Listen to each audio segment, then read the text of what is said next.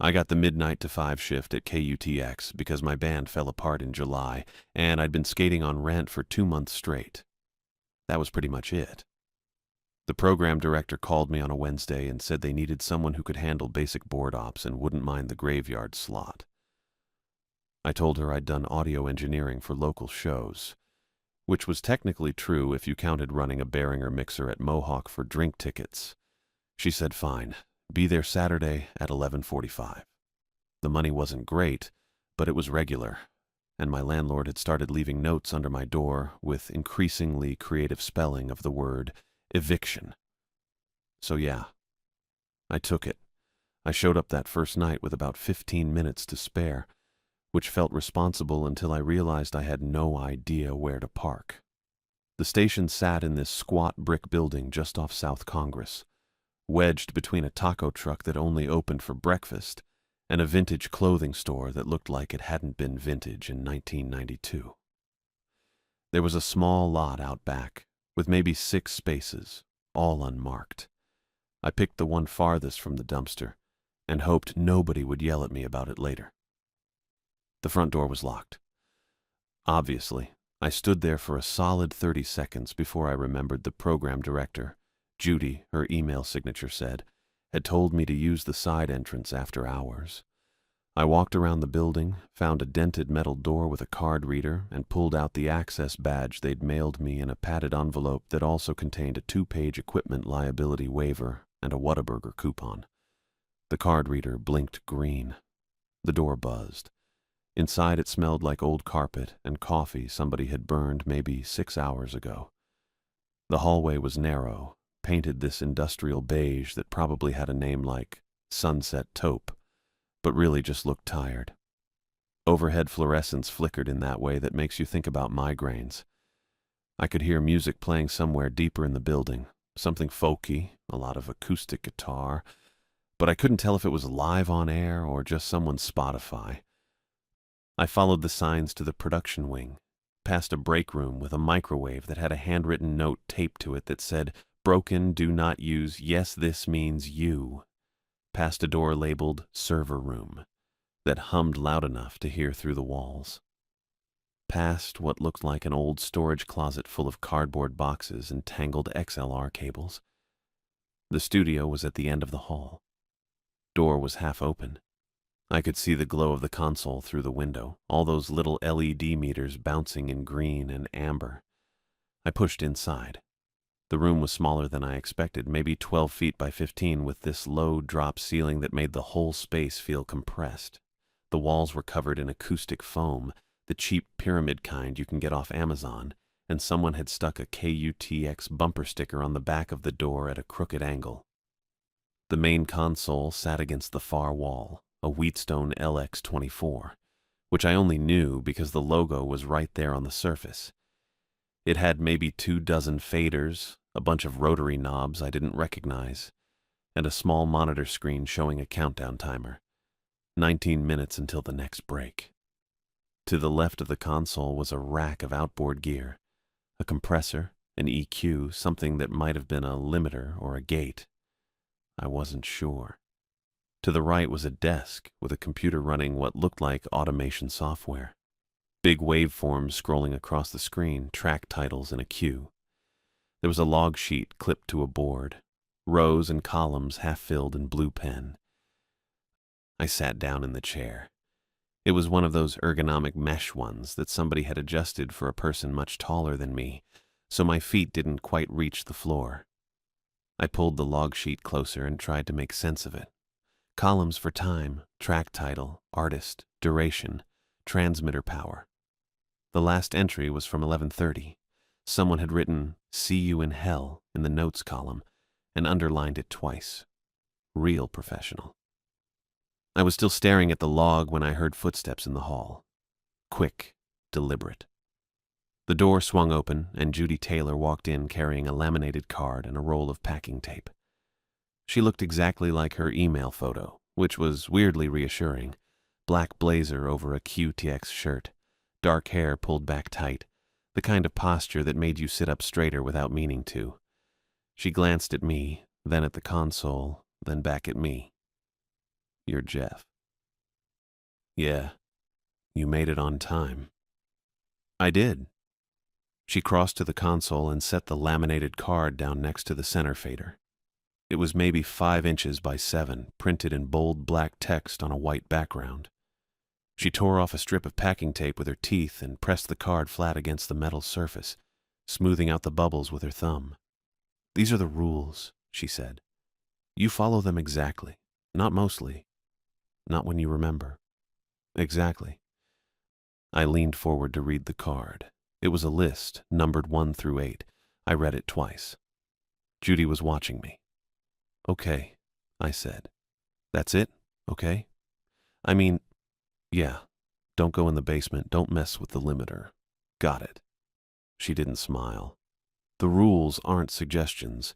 If you break them, your shift will get worse. A lot worse." "Worse how?" "Just don't break them." She reached into her blazer pocket and pulled out a small key ring with 2 keys on it. One looked like a standard door key. The other was smaller, copper-colored with a round head. "This one's for the front entrance," she said, holding up the standard key. "This one's for the transmitter log cabinet. You'll need it at 0200 and 0400 to record the readings. The cabinet's in the hall, just past the break room. You'll see it." I took the key ring. "Anything else?" "The automation handles most of the playlist. You just need to make sure it doesn't crash and that the log gets filled out on time. If something goes wrong, call me. My number's on the card." I looked at the card again. There was a phone number printed at the bottom in smaller text. "And if you get bored," Judy added, "don't start exploring.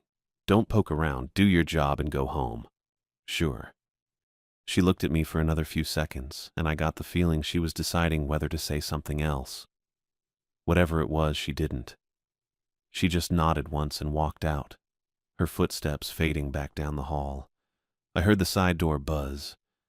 Then, nothing. I sat there in the mesh chair and listened to the building settle around me. The console hummed. The automation software scrolled another track into the queue. Some indie thing I didn't recognize. The countdown timer on the monitor ticked down to 16 minutes. I looked at the rules card again. Judy had taped it down hard enough that the edges were already starting to curl. "Do not enter the basement level for any reason." That one stuck with me. The station was quiet in a way that felt too big for the size of the building. I could still hear the music playing. On air now, I figured, since the meters were moving in time with it. But everything else was just dead air. No voices in the hall, no footsteps, no hum of traffic from South Congress, even though the street was maybe 50 feet away.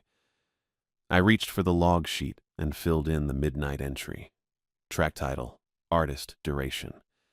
My handwriting looked shaky next to the previous operator's neat print. I checked the transmitter readings. The console had a small digital readout showing forward power, reflected power, and modulation percentage. I wrote down the numbers even though I wasn't totally sure what they meant. Forward power, 3,000 watts. Reflected power, 15 watts. Modulation, 82%. It all looked fine. Probably. The next break wasn't for another 14 minutes. I swiveled the chair and looked around the studio again, trying to get my bearings. There was a shelf above the desk with a couple of old radio manuals, a box of blank CDs, and a coffee mug that said, "I'm mostly here for the free coffee," which seemed optimistic given the state of the break room. On the floor next to the rack of outboard gear was a cardboard box half full of old cassette tapes. I leaned over and flipped through a few of them. Most were labeled with dates and show names. Morning Drive, March 12, 2018, and Live from Stubbs, August 9, 2019. A couple weren't labeled at all, just blank white stickers. "Do not play any unmarked reels or cassettes." I pushed the box back with my foot and turned to face the console again. The building was still too quiet. I thought about the basement level. Judy had mentioned it specifically, which meant it existed, and the way she'd said it, for any reason, made it sound like people had gone down there before and regretted it. Or maybe I was just reading into things because it was midnight and I was alone in a building I didn't know. I got up and opened the studio door. The hallway stretched out in both directions, fluorescents buzzing overhead. To the right was the way I'd come in, the break room, the server room, the side entrance. To the left, the hall curved slightly and I could see another door maybe 20 feet down. It was painted the same industrial beige as the walls, but it had a small placard next to it that I couldn't read from where I stood. I walked toward it. My sneakers squeaked on the linoleum. The placard said, "Stairs, basement storage." The door had a handle but no window. I stood there looking at it for a while. I didn't hear anything on the other side. No footsteps, no mechanical hum, nothing. Just the door and the idea of stairs going down. I reached for the handle, stopped. Do not enter the basement level for any reason. I pulled my hand back and walked to the studio. 12 minutes until the next break. I sat down and tried to look like I knew what I was doing. The meters bounced. The automation queued up another track. Everything was fine. Except the basement thing was nagging at me now. Not because I wanted to go down there, I didn't particularly, but because Judy had made such a point of it. Like it was the most important rule on the card. Don't go in the basement. Don't even think about it. Which made me think about it. I wondered what was down there. Storage, the placard said, but storage of what? Old equipment? Archived recordings? Bodies? That last one was a joke. Probably. The building felt too empty. That was the real problem. I kept waiting to hear something, a car passing outside, a door closing somewhere, the AC kicking on, but it was just the music and the hum of the console and my own breathing. I checked my phone. 12:07. 4 hours and 53 minutes left in the shift. I looked at the rules card again. Do not leave the building during your shift.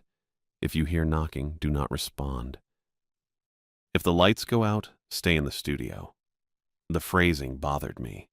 Not if the power goes out, but if the lights go out. Like it was a specific thing that happens sometimes. A thing Judy expected. I filled out another log entry, checked the transmitter readings again, even though I'd just done it 10 minutes ago. The numbers were the same.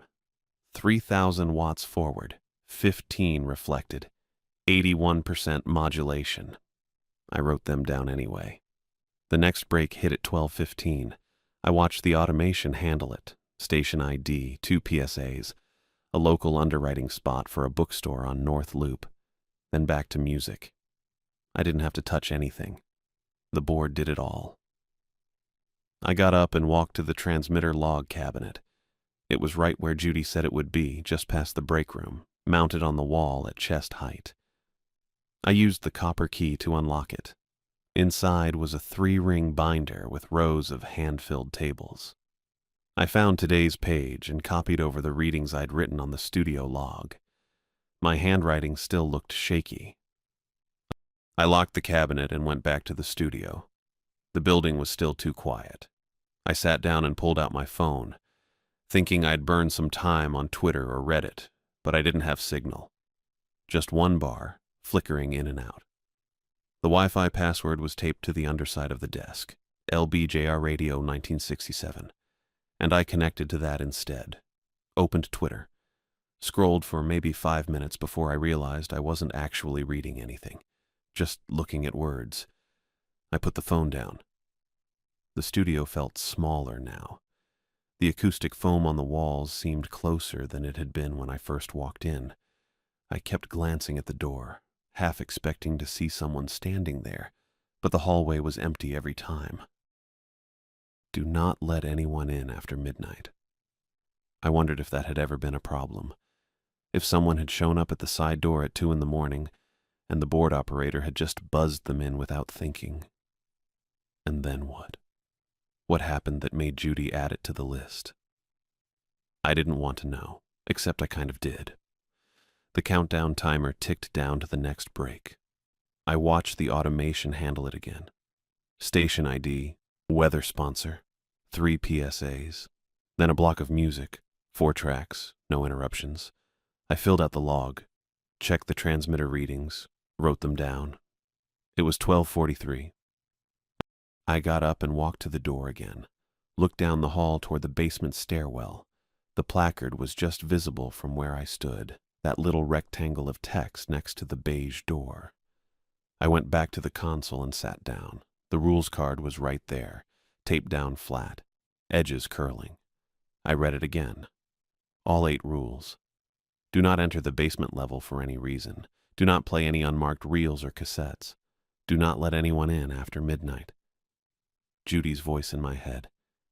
If you break them, your shift will get worse. I figured the best thing to do was just stick to the routine. Fill out the log on time. Check the transmitter readings at 2 and 4. Don't wander. Don't explore. Do the job and go home. That was the plan. The music kept playing. The meters kept bouncing. The building stayed quiet in that too big way that made every small sound feel like it mattered. I checked my phone. 12:51. 4 hours and 9 minutes to go.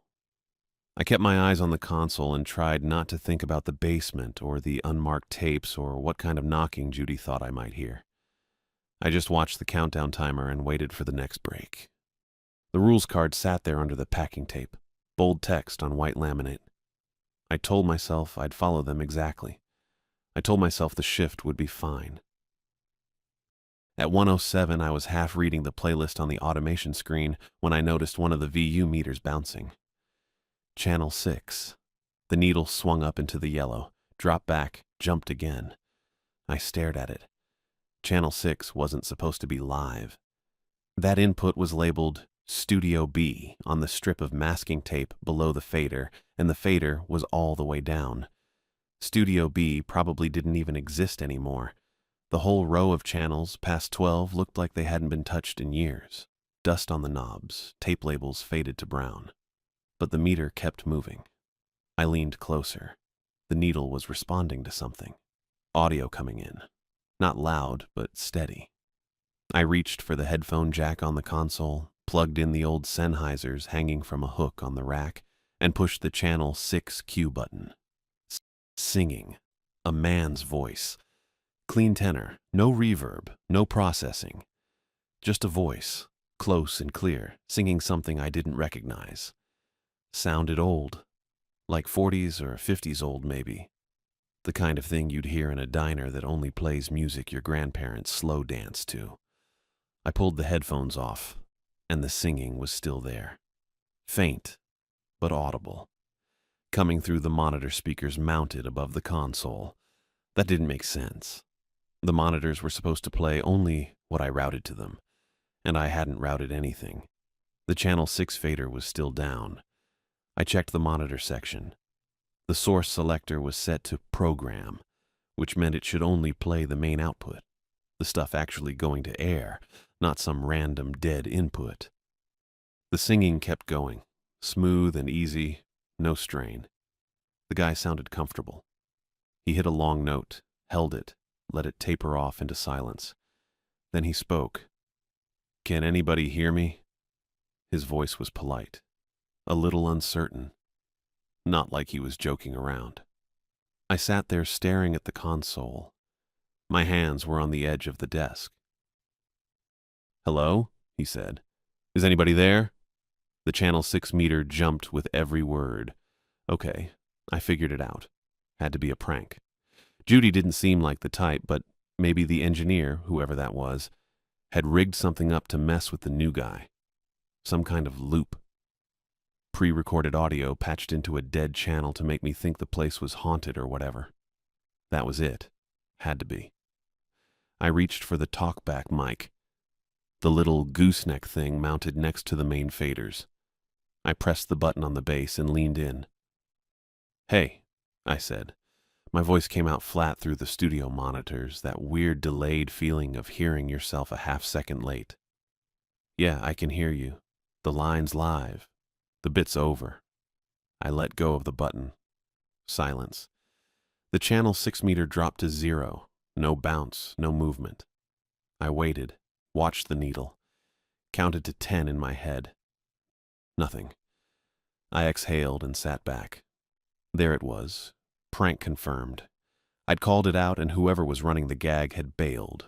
Probably someone in the building with a mic patched into the system, maybe even watching on a security camera somewhere, laughing at me for taking the bait. I pulled the headphones off the hook again and cued channel 6 one more time just to be sure. Dead air. Just the faint hiss of an open preamp. I nodded to myself. Yeah, over. Then I heard my own voice.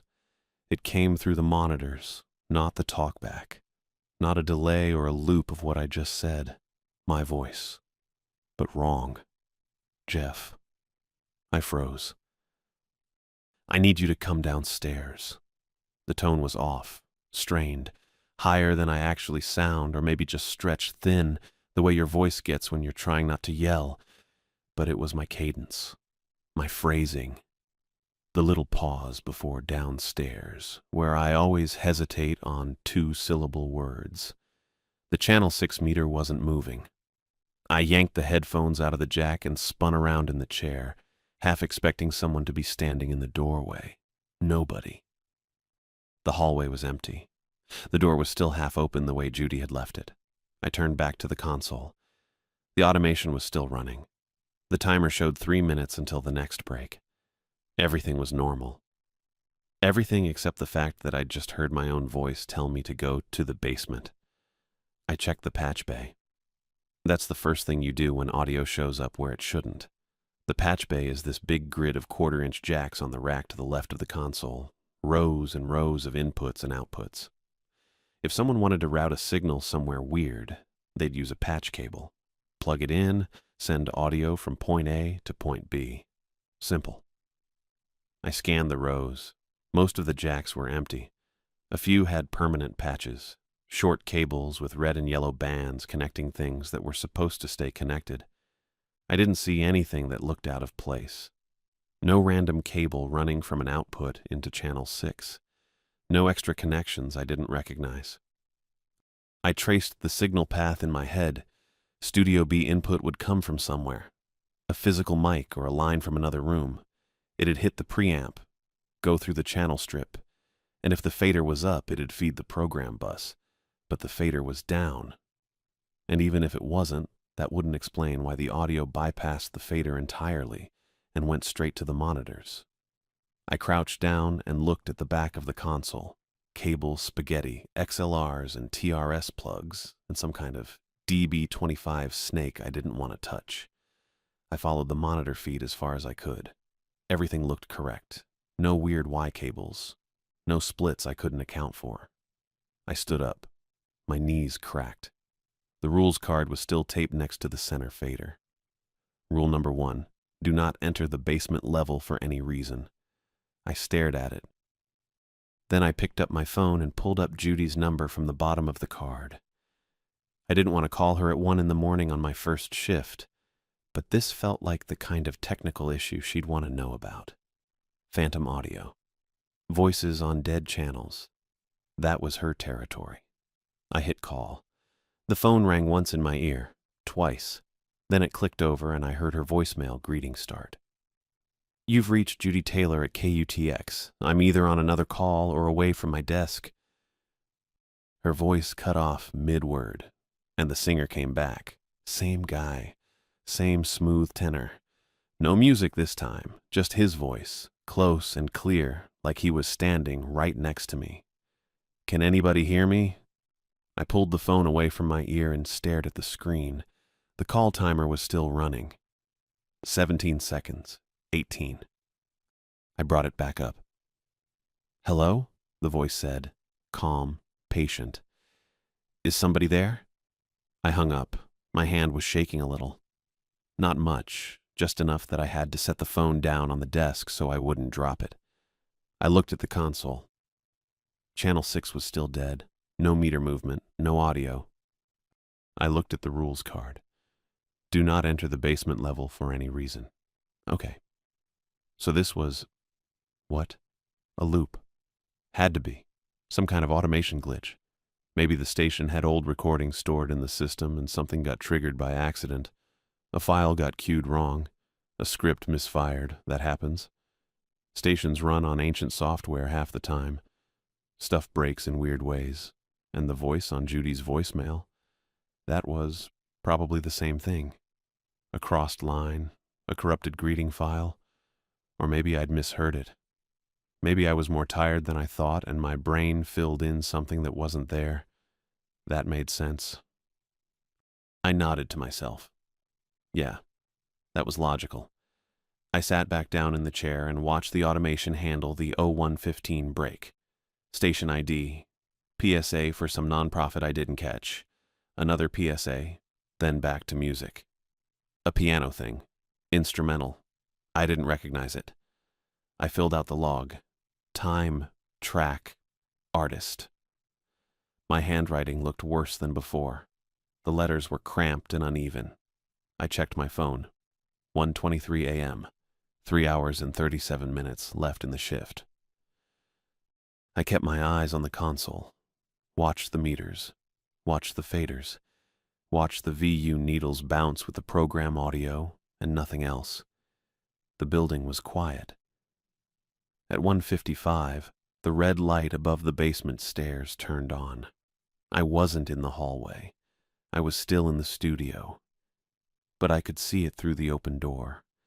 A faint red glow spilling into the beige corridor about 20 feet down, right where the placard said, Stairs, Basement Storage.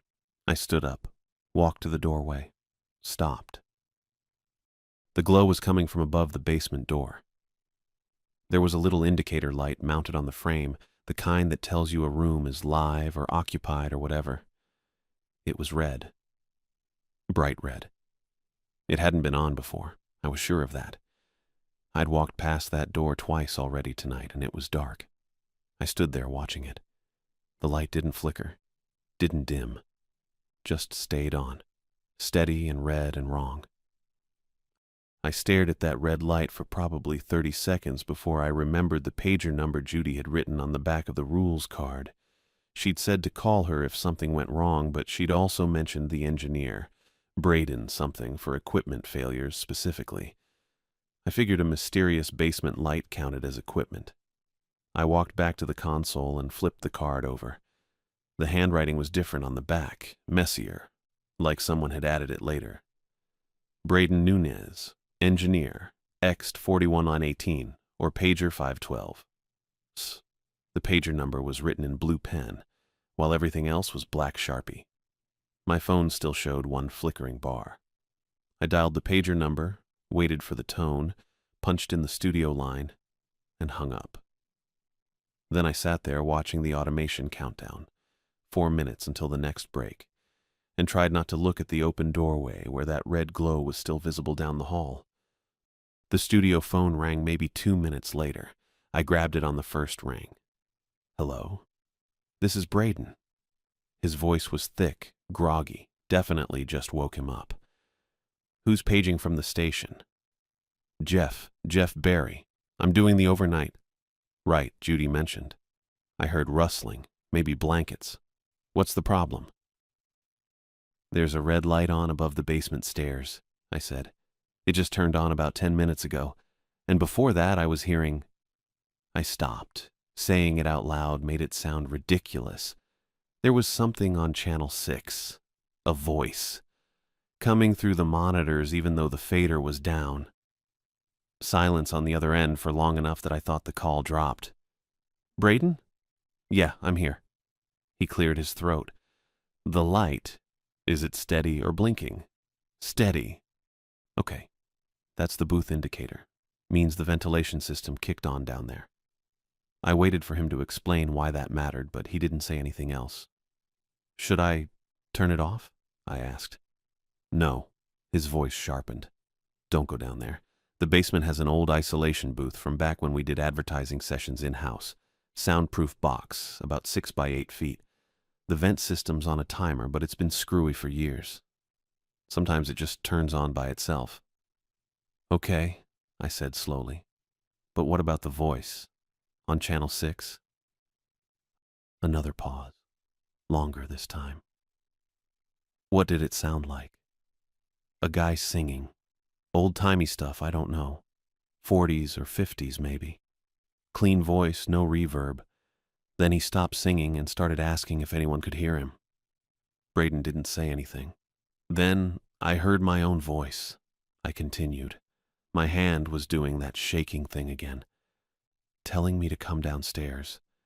And when I called Judy, the same singer interrupted her voicemail. "Stop." Braden's voice went flat. "Did you respond to it?" Yeah, on talkback. I told him the line was live. Shit. I heard movement, footsteps. Okay, listen to me. That booth downstairs, there's a reason Judy put that rule on the card. Back in 1987, a singer named Timothy Ferguson rented studio time.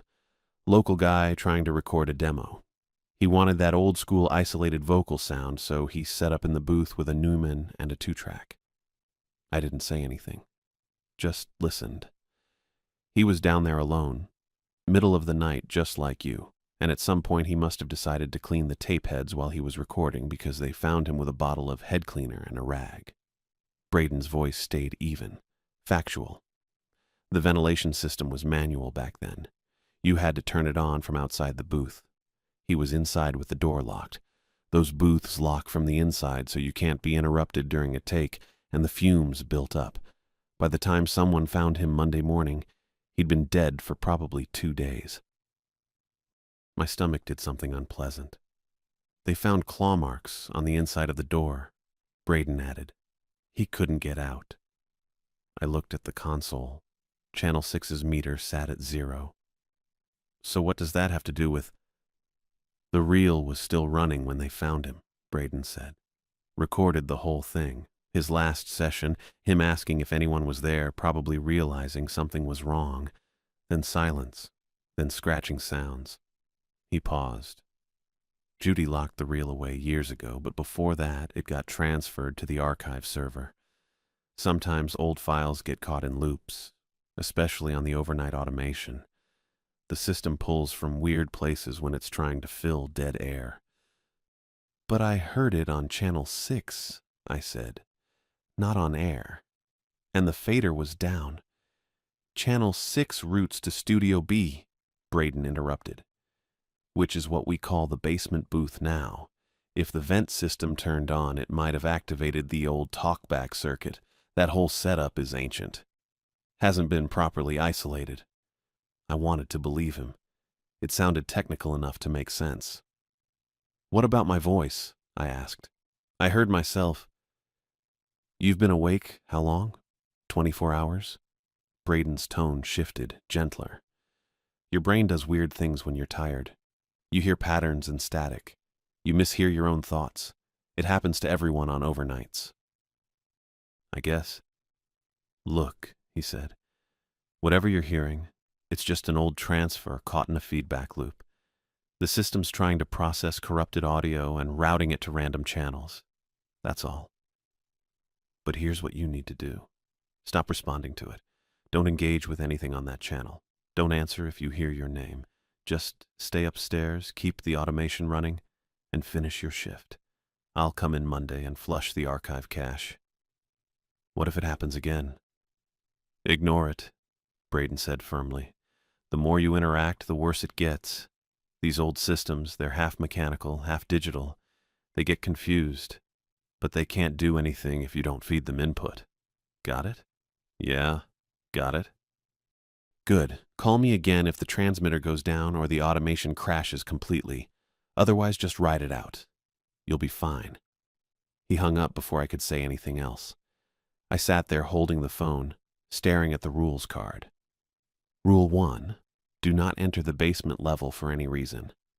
Judy knew. That's why she put it first. I set the phone down and checked the automation countdown. 1 minute 20 seconds until the 2 a.m. break. After that, I had to fill out the transmitter log. Then just 3 more hours. I could do that. Stay at the console. Don't go near the basement. Ignore anything weird. The break triggered on time. Station ID, PSA for the food bank, underwriting spot for a South Lamar coffee shop. I walked down the hall to the transmitter log cabinet. keeping my eyes straight ahead and definitely not looking at the basement door with its steady red light. I unlocked the cabinet, filled in my readings: forward power 3000 watts, reflected power 16 watts, modulation 84%, locked it again, and walked back to the studio. My phone showed 2:08 a.m., 2 hours 52 minutes left. I pulled up Twitter on my phone but couldn't focus on anything. Just scrolled past words without reading them. Put it down. Watched the automation queue cycle through tracks. At 2:31 a.m., the stream dropped, not gradually, just cut out.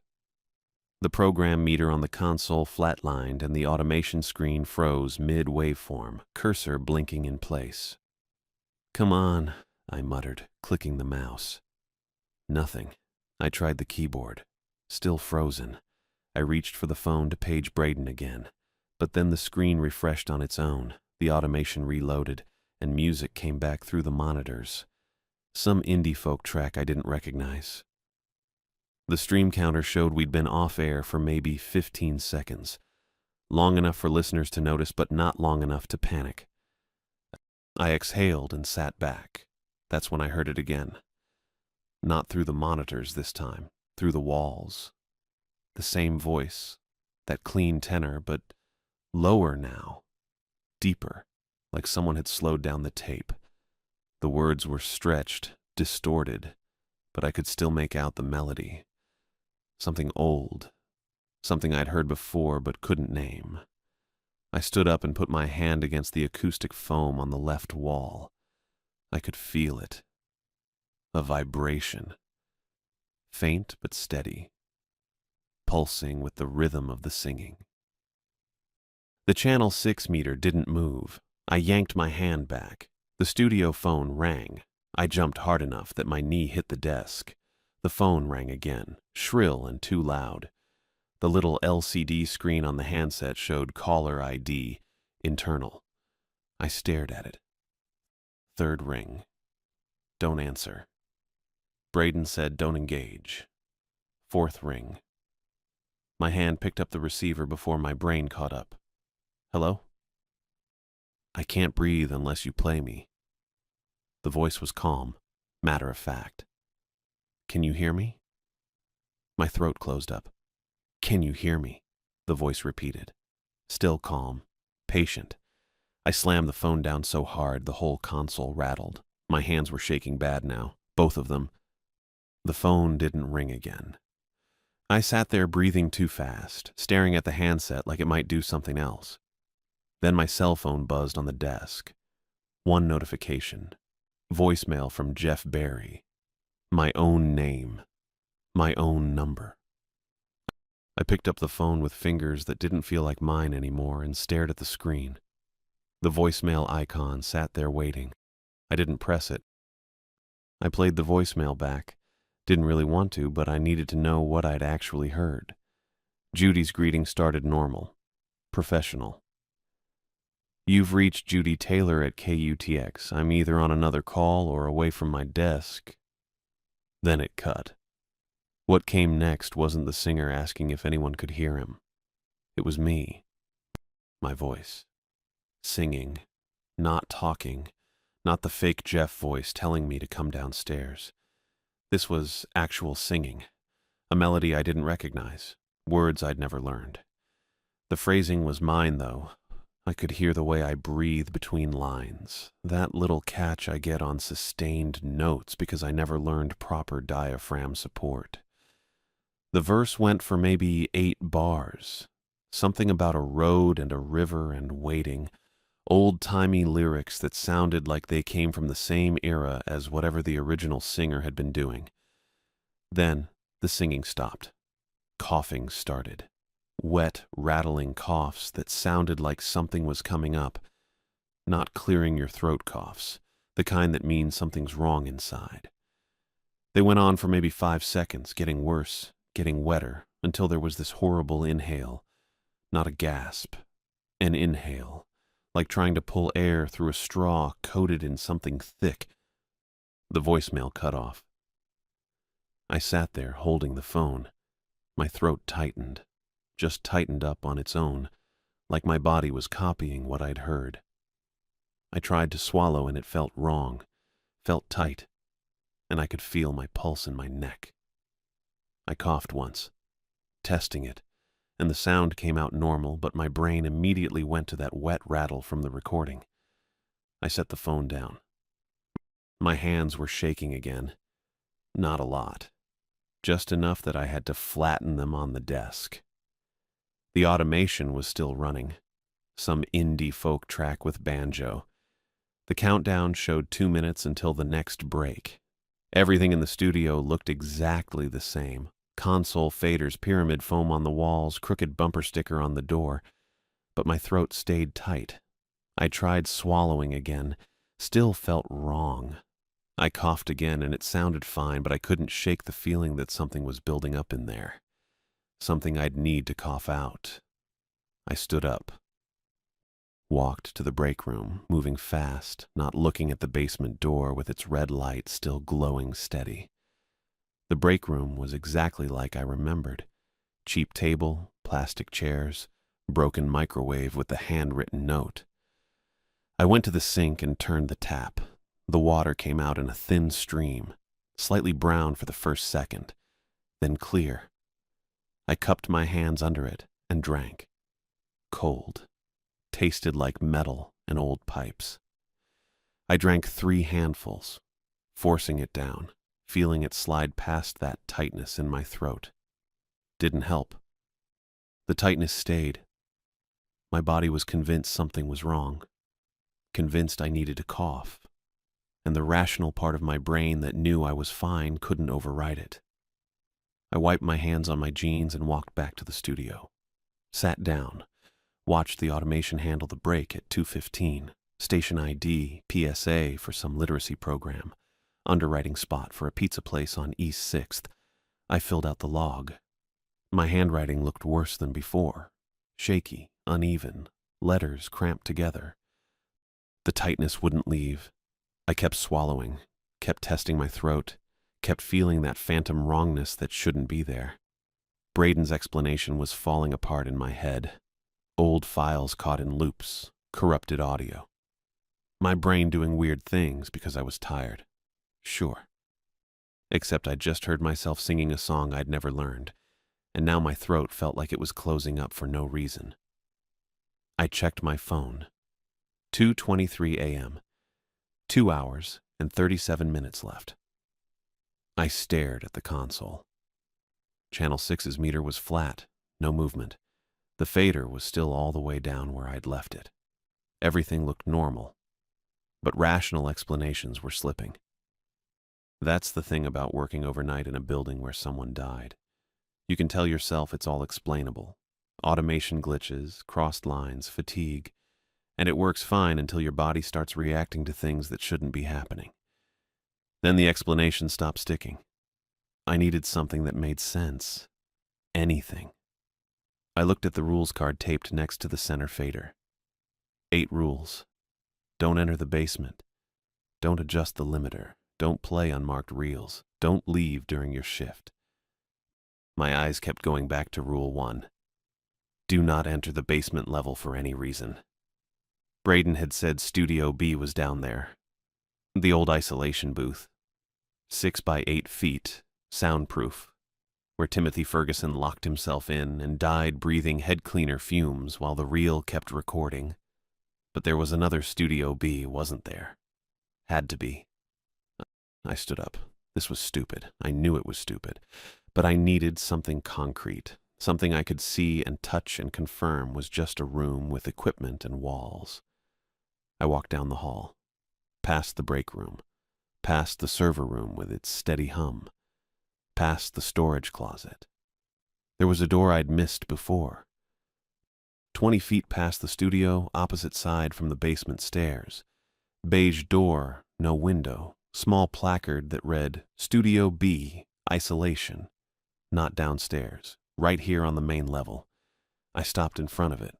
The door was closed. The knob was brushed steel, standard commercial hardware. I reached for it, thinking maybe I could reboot something in there, get away from the main console for a minute, clear my head in a quieter space. The knob didn't turn.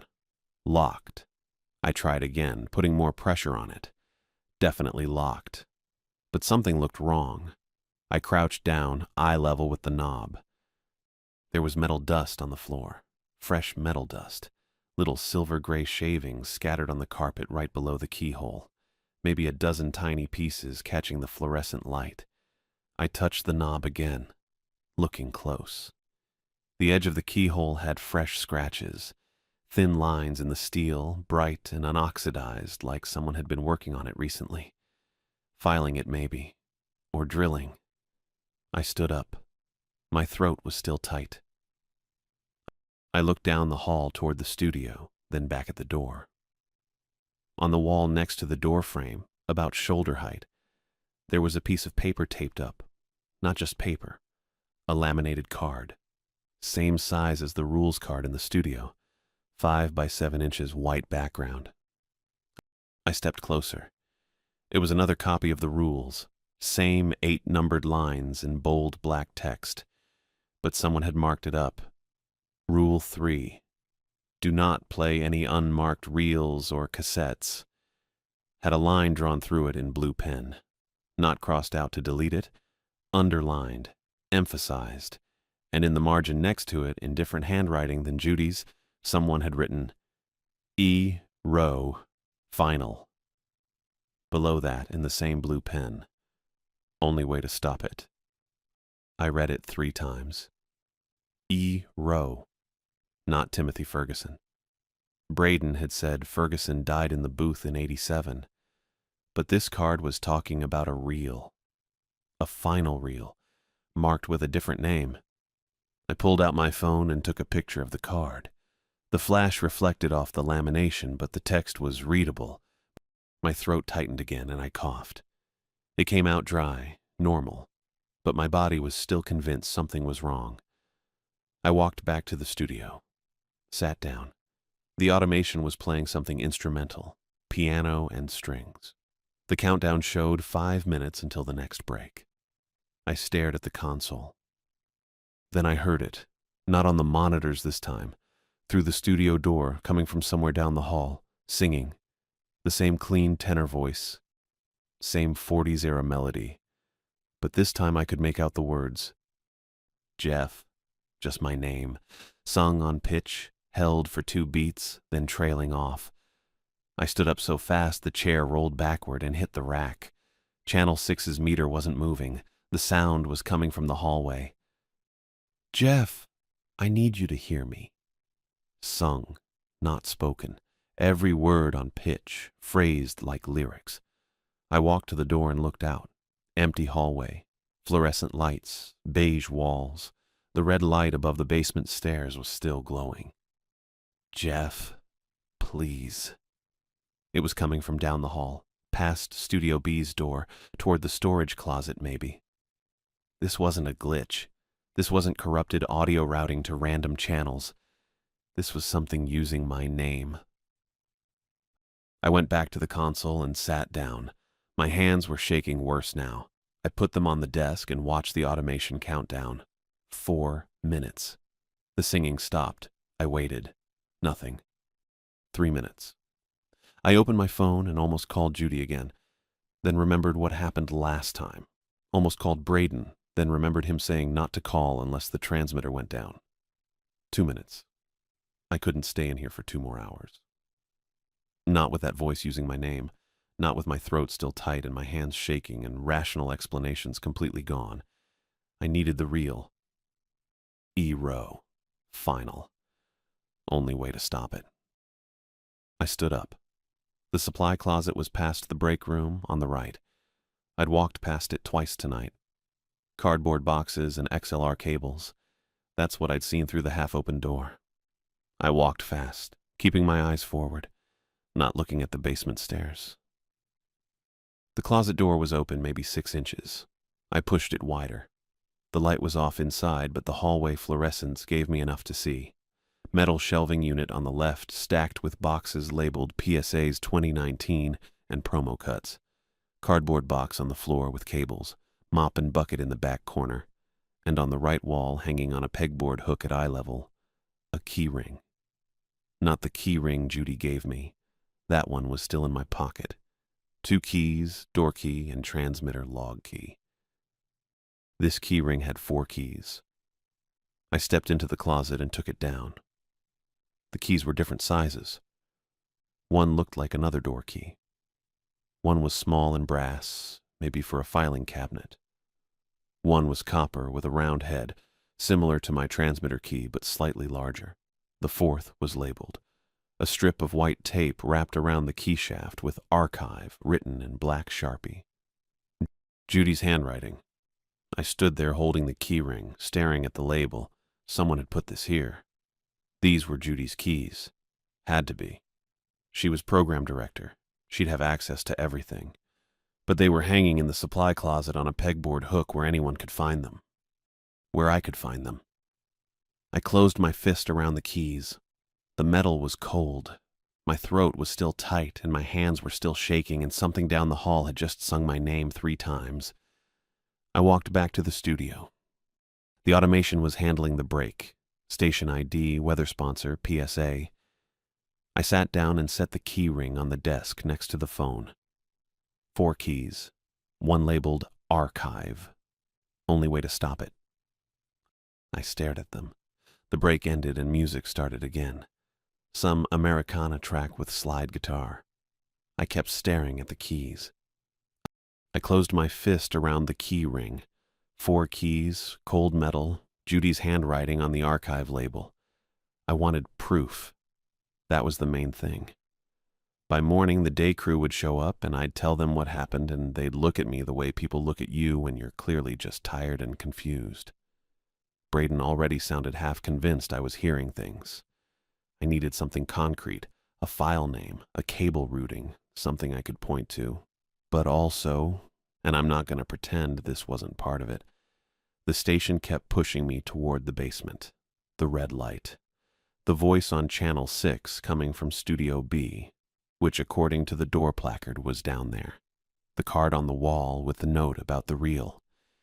Even Judy leaving her keys on that pegboard hook where I'd find them felt deliberate. I stood up. The automation was running fine. 3 minutes until the next break. My phone showed 2:27 a.m. 2.5 hours left. I walked out into the hallway. The red light above the basement stairs was still on. Steady, bright, no flicker. I'd been avoiding looking at it directly for the past hour, but now I walked straight toward it. The door had a standard lever handle, no lock. The placard read, Stairs, Basement Storage, in the same beige plastic as Studio B's sign. I put my hand on the handle. Cold brushed steel. I pushed down and the door opened inward. Concrete steps going down. Maybe 12 or 15 of them, steep, with a metal railing bolted to the left wall. A pull-chain light at the top of the stairwell, already on, casting yellow light that didn't quite reach the bottom. The walls were painted cinder block, same industrial beige as the hallway but older, with water stains near the ceiling. I started down. The smell hit me around the 5th step. Sharp, chemical, almost sweet, like nail polish remover or the stuff you use to clean tape heads. Acetone, maybe. It burned the back of my throat a little and I had to breathe through my mouth. The basement was smaller than I expected. One long corridor, maybe 30 feet. Concrete floor, exposed pipes running along the ceiling, 2 doors on the right side, and 1 at the far end. Fluorescent lights in wire cages. The chemical smell was stronger down here, coming from somewhere ahead. The first door on the right was open. I glanced in. Storage, metal shelves with cardboard boxes labeled Tax Records 1999, 2003, and a stack of old turntables still in shipping foam. The second door was steel, windowless. A red indicator light mounted on the frame above it, glowing bright. That was the light I'd seen from upstairs. I stopped in front of it. No placard, no label. Just a lever handle with a card reader mounted next to it, the same type as the side entrance upstairs. The reader had a steady green light. I tried the handle. It opened. The room inside was maybe 10 by 12, concrete floor, cinder block walls, low ceiling with 2 fluorescent panels. Against the far wall stood the isolation booth. It looked exactly how Braden described it. 6 by 8 feet, maybe 7 feet tall. Walls made of layered plywood and soundproofing material, dark brown and slightly warped. A small window in the front, maybe 12 inches square, double-pane glass, grimy. The door was heavy wood with a handle on the outside, and I stepped closer to see a simple sliding bolt lock on the inside, the kind you'd use on a bathroom stall. Totally manual. I looked through the window. Inside, brown acoustic tile on all surfaces, stained and peeling in the corners. A microphone stand in the center, old chrome, adjusted to about chest height. No microphone on it. And on the back wall, behind where the stand was pointing, I saw the gouges. Deep scratches. Clusters of them. Scraped into the acoustic tile and the wood underneath, down to bare material. They were concentrated around shoulder and chest height, radiating out from 2 main points like someone had clawed at the wall with both hands. The mic stand was aimed right at them. I stood there staring through the grimy glass. My throat felt tight again. The booth door wasn't latched. I could see the gap, maybe half an inch between the door and the frame. Something was jammed in there. I leaned closer. Foam. Acoustic foam, the cheap pyramid kind, folded over and wedged into the gap like a doorstop. Dark gray compressed from the pressure. I reached for the door handle. I wasn't going to go in.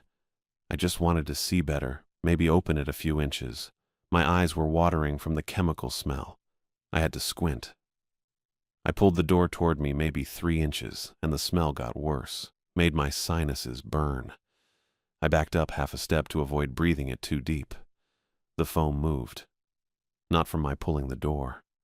From inside. It slid deeper into the gap, pushed from the interior side, and I heard a soft click as the bolt lock engaged. The door was shut, fully closed, locked from inside. I stepped back. The talkback speaker crackled. It was mounted on the wall next to the booth, a small metal grill maybe 4 inches across, the kind of intercom you'd use to communicate with someone recording inside. A red light on the speaker housing turned on. The singing came through. Clean tenor, controlled, confident. The same voice from Channel 6, but louder now, more present, singing a melody I didn't recognize with lyrics about a road and a river. I stared at the speaker. Not at the booth, at the speaker, because this wasn't something unreal or impossible. This was rooted audio, a talkback circuit. Braden said the vent system might have activated the old talkback, and here it was. An actual physical speaker connected to actual cables running through actual conduit along the basement ceiling. That snapped me into action. I turned and ran back into the corridor, looking up at the pipes and cable runs. The talkback had to route somewhere. Probably the rack room upstairs, or maybe a patch bay down here. But the cables had to be visible because this building was old enough that everything was surface mounted. I found the rack room at the end of the corridor. Another steel door, this one propped open with a brick. Inside, 2 equipment racks bolted to the wall, maybe 6 feet tall each, filled with old patch bays and distribution amps and stuff I half recognized from studio work. Cables everywhere. XLR, 1/4 inch, RCA, bundled with zip ties and running up into the ceiling. The singing was still coming from the booth room behind me, muffled through the walls. I traced the talkback cable. It wasn't hard to find. Someone had labeled it with yellow tape wrapped around the sheath every few feet, marked Booth TB in Sharpie. The cable ran from a panel on the left rack up through a conduit grommet into the ceiling space. I crouched down to look at the connections. The connectors looked shiny, new. The XLR plug going into the patch bay had clean metal contacts, no oxidation, and the strain relief boot wasn't yellowed or cracked like the other cables around it. Someone had replaced this recently, or re-terminated it. I grabbed the cable and yanked. The connector pulled free from the patch bay with a soft click. The singing stopped. Silence. I stood there holding the cable, breathing hard, my hands shaking worse than before. Relief lasted maybe 5 seconds. Then I heard it coming from upstairs. Not through the talkback speaker, through the ceiling, through the goddamn studio monitors. I ran for the stairs. By the time I got to the studio, the voice was on air. Not just in the monitors, actually broadcasting. The automation screen showed the current track playing, some indie folk song, but I could hear Timothy Ferguson's voice over it, sharp and present, singing the same melody from before. And underneath it, harmonizing, I heard myself, my voice, singing the same lyrics a third below the melody, matching his phrasing exactly, breathing where he breathed. I grabbed the headphones and cued the program output. Both voices were there, mixed together, going out over the air to every listener in Austin. The automation screen flickered. A new file appeared in the queue, jumping to the top of the playlist. The file name read E-Row, Final. The track started to load. Progress bar filling, 30%, 40. I clicked cancel. The button grayed out. A dialog box appeared, override active. Cancel command requires authorization from engineering panel. Below that, in smaller text, location, basement, rack room. B. The progress bar hit 60%. Braden showed up at 4:10. I was still at the top of the stairs when I heard the side entrance buzz and footsteps coming down the hallway. My first thought was relief. Someone else was here, someone who could fix whatever the hell was happening. Then I remembered I'd just locked the talkback cable in my fist and pulled the booth door shut on empty air. Braden came around the corner carrying a small canvas tool bag. He looked exactly like his voice sounded on the phone, calm, unhurried, maybe a little tired. Sandy blonde hair thinning at the temples. Work shirt with the sleeves rolled up. He stopped when he saw me standing there with the basement door open behind me. "Jeff," he said, not a question. "Yeah." "Thought I told you to stay upstairs." I didn't say anything. My hand was cramping around the talkback cable, and I realized I was still holding it, the XLR connector dangling at my side like I'd ripped it out of the wall, which I had. Braden's eyes flicked to the cable, then back to my face. "You went down." The voice was coming from the basement. I followed it. He set the tool bag on the floor and rubbed his face with both hands. That's when I saw his fingers. The pads and edges were stained dark gray, almost black in the creases, and there were reddish marks on his knuckles that looked like chemical burns. The same smell I'd been breathing in the basement. Sharp, acetone. Something that stuck in your throat. "You've been down there already," I said. Braden dropped his hands. "I'm here to clear the loop and reset a breaker, that's it. Then you can finish your shift and go home. Your hands smell like the booth." He looked at me for a long second. Then he picked up the tool bag and walked past me toward the basement stairs. "Come on, I'll show you what needs fixing." I followed him down. Didn't really decide to. Just did. The chemical smell got worse with every step, and by the time we reached the bottom, my eyes were watering. Braden didn't react at all. He walked straight to the rack room at the end of the corridor, set his bag on the floor next to the equipment racks, and pulled a key ring from his pocket. It had maybe a dozen keys on it, all labeled with colored tape. He unlocked a panel I hadn't noticed before, a gray metal box mounted low on the wall near the floor, about the size of a breaker box. Inside were 3 toggle switches with labels in faded Sharpie. Vent fan, booth PWR, talkback AMP. All 3 were in the down position. Braden flipped the vent fan switch up. A motor kicked on somewhere behind the walls with a rattling hum that sounded like it hadn't been oiled in years. I waited for the chemical smell to start clearing. Instead, it got worse. A lot worse. The air coming out of the vents wasn't fresh. It was thick and sweet and burned the back of my throat so bad I had to cover my mouth with my sleeve. "That's backwards," I said. My voice came out muffled through the fabric. Braden watched the vent grate in the ceiling. Yeah. You said the system was broken. It is, I broke it. He said it like he was describing routine maintenance. Calm, matter of fact. Ventilation's supposed to pull air out of the booth and push fresh air in. I reversed the ducting about 6 years ago. Now it just recirculates fumes and pushes them into the room. I stepped back toward the doorway. My head was already starting to feel light and disconnected. The same floaty feeling you get from breathing in a Sharpie too long. Why the hell would you do that? Makes people dizzy. Easier to steer when they're not thinking straight. He looked at me. You went down there alone at 2 a.m. because you heard a voice. You think you would have done that sober? I thought about the tightness in my throat, the way my hands had been shaking, the fact that I'd walked down here even though every part of the rules card said not to. Timothy Ferguson, I said. Good bait. Clean voice, old-timey song, real sad story. People want to help. Braden crouched next to his tool bag and unzipped it. Inside, I saw cable strippers, electrical tape, a small digital recorder, and 3 unmarked SD cards in a plastic case. Or they get curious.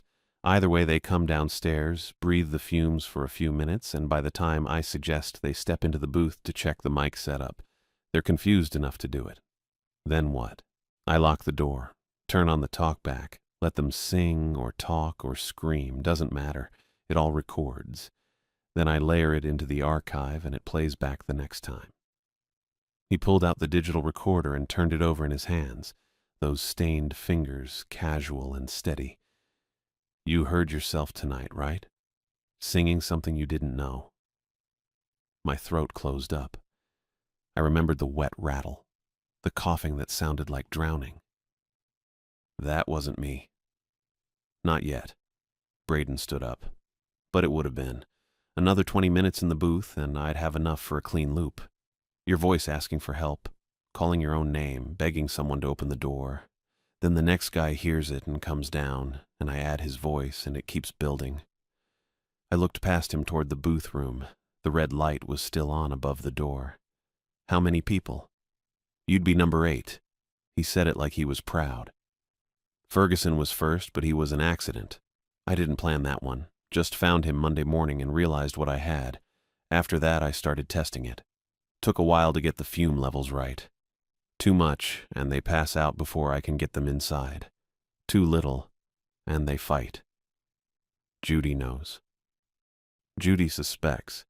That's why she wrote the rules. Thought she could keep people alive with a laminated card and some scary warnings. He shook his head. Didn't work. You still came down. He was right. I'd read the rules. I'd heard Braden on the phone telling me not to engage, not to go downstairs, just finish the shift. And I'd come down anyway because I wanted proof, or because I was tired, or because some part of me needed to see what was making the sound.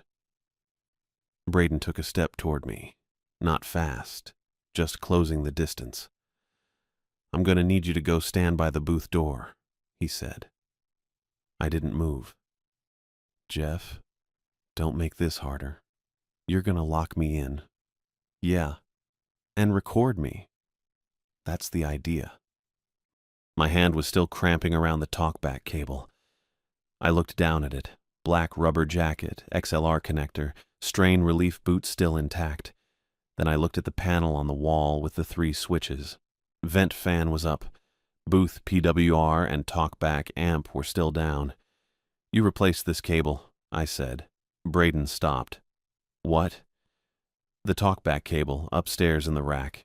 It's new. You re-terminated it recently. I held up the connector. All the other cables in that room are 20 years old, but this one's shiny. No oxidation. Clean contacts. He stared at me. You've been maintaining it, keeping it ready. My voice sounded steadier than I felt. This whole thing only works if the booth can talk to the studio. If I can hear Ferguson's voice. If the next guy can hear mine. You need the talkback circuit. Doesn't matter now, I've got a spare. But you didn't want to use the spare. You wanted the original cable because it's already routed, already patched, already part of the system. Replacing it means tearing into walls and risking someone noticing. I was talking faster now, brain catching up. That's why you came tonight. I pulled the cable and killed the loop, and you need to fix it before morning shift. Braden's expression didn't change, but his shoulders shifted. Small adjustment, weight going forward. Booth door, now. He moved. I didn't think, just reacted.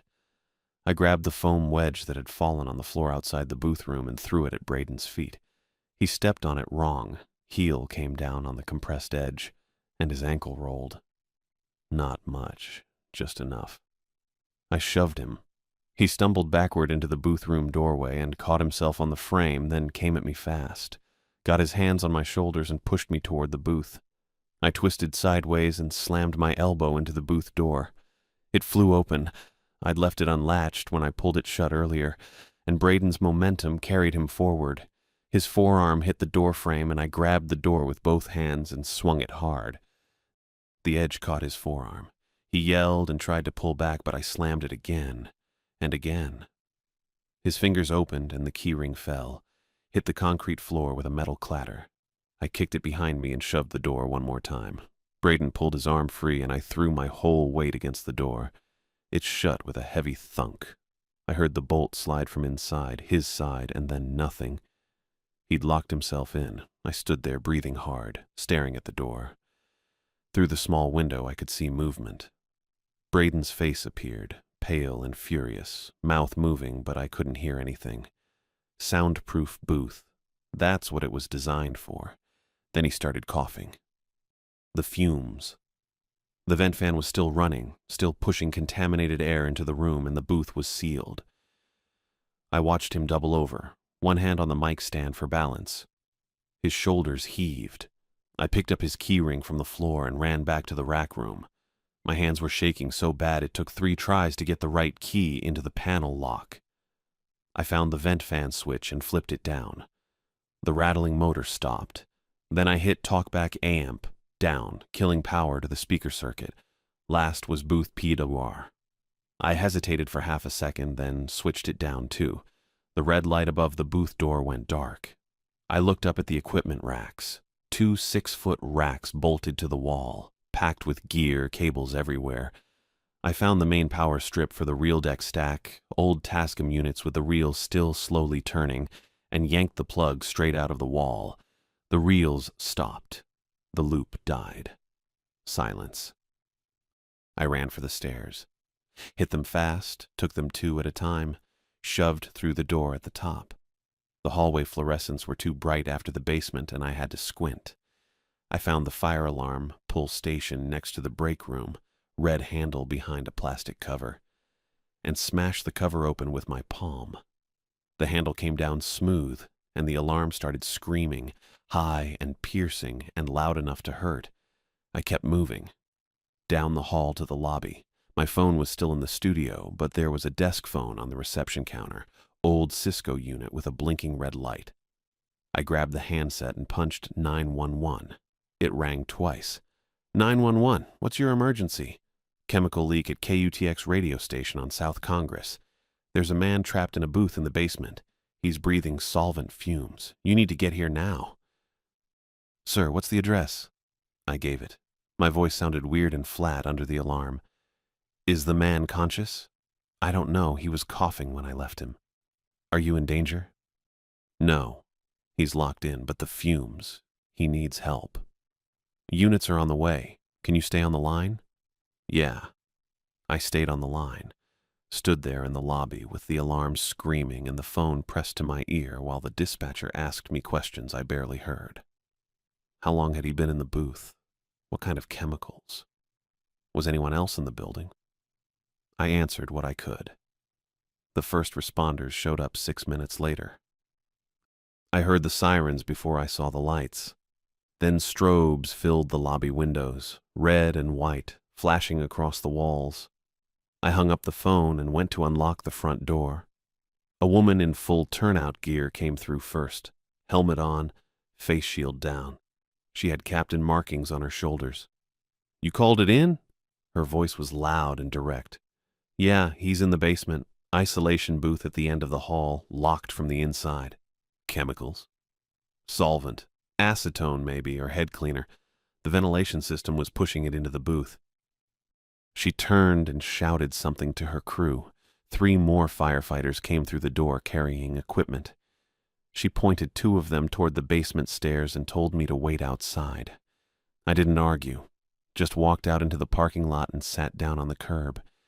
The air was cool and clean, and I breathed it in deep, trying to get the chemical smell out of my nose.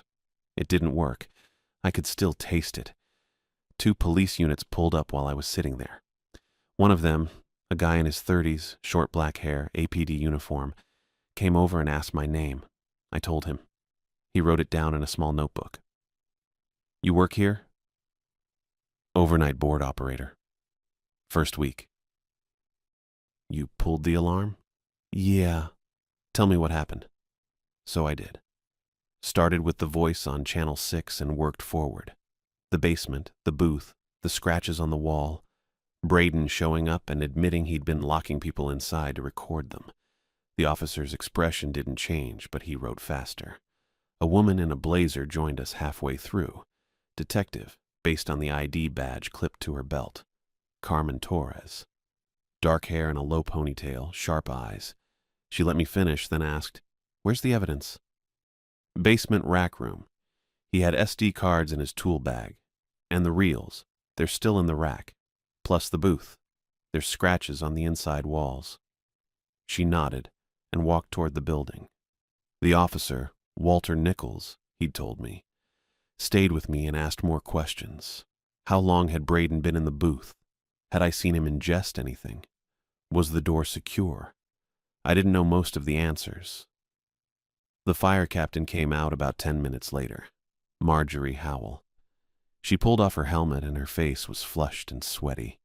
"We got him out," she said. Unconscious but breathing. Medics are with him now. I nodded, didn't know what else to do. "You did the right thing calling it in. Is he gonna make it?" "Don't know yet. Depends how long he was breathing it." She looked back at the building. "That booth's a death trap. Needs to be condemned." Walter went inside with her. I stayed on the curb. An ambulance left about 5 minutes later, lights on but no siren. I watched it turn onto South Congress and disappear. Carmen Torres came back out carrying 2 evidence bags. One had SD cards. The other had what looked like a printed list and some kind of notebook. She stopped next to me. "We found labeled cards," she said.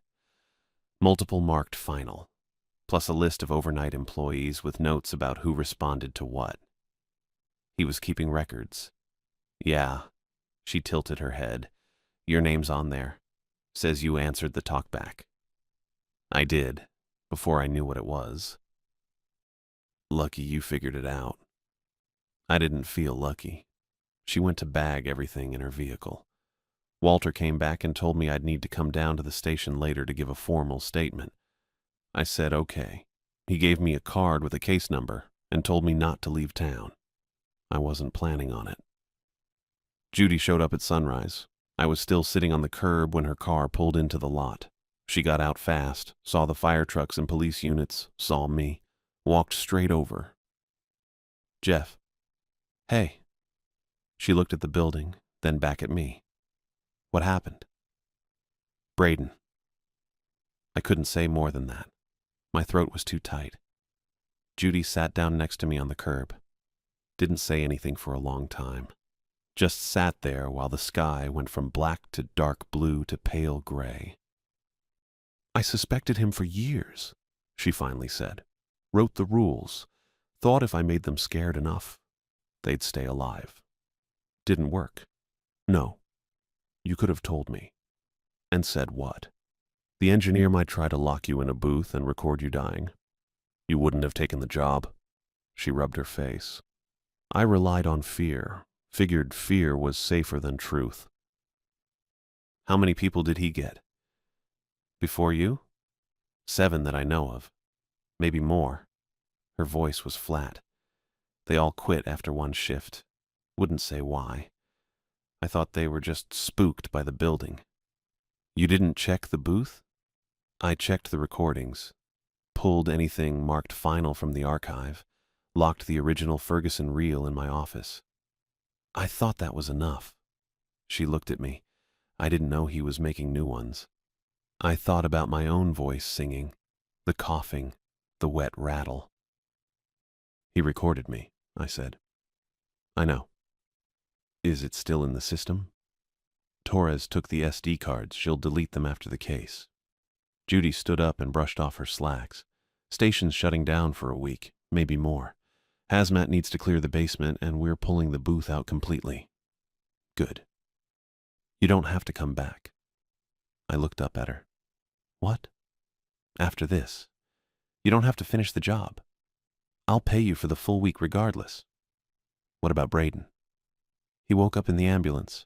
They're holding him at the hospital until he's stable, then he's going into custody. She handed me a business card. Her card. Same number that was on the rules sheet. Torres has enough evidence. The cards, the list, the booth itself. You'll need to testify eventually, but that's months away. I took the card, didn't look at it. Judy started to leave, then stopped. The rules weren't enough. I'm sorry. She walked back to her car and drove away. The hazmat contractor showed up around 8. Dorothy Gutierrez. She wore full coveralls and a respirator and wouldn't let anyone back in the building until she'd tested the air quality. Took her 3 hours. When she finally came out, she told the fire captain the basement needed professional remediation and the booth had to be removed by a licensed crew. The construction foreman arrived the next day. Grayson Martin. Broad guy, hard hat, high visibility vest. He took one look at the booth and said it was a hazard and needed to go. They pulled it out in sections over 2 days. Walls first, then the frame, then the floor panels. I wasn't there for most of it. Judy called and told me to stay home until the all clear. KUTX came back on air the following Monday. I didn't listen. The coughing started 3 days after the incident. Just a tickle at first, then a tightness, then a wet rattle that sounded exactly like the recording. My doctor said it was anxiety, psychosomatic, gave me an inhaler and told me to rest. It didn't help. I kept hearing my own voice singing words I didn't know, kept feeling my throat close up, kept waking up at 2 in the morning convinced I was locked in a small room with no air. I went back to work 2 weeks later. Judy had moved me to afternoon drive, 4 to 8 p.m., full daylight. The studio was the same, but they'd sealed the basement door with a steel plate and padlock. Channel 6 was dark. The rules card was gone. I kept the job for 6 weeks, long enough to catch up on rent and pay off my landlord, long enough to prove to myself I could finish something.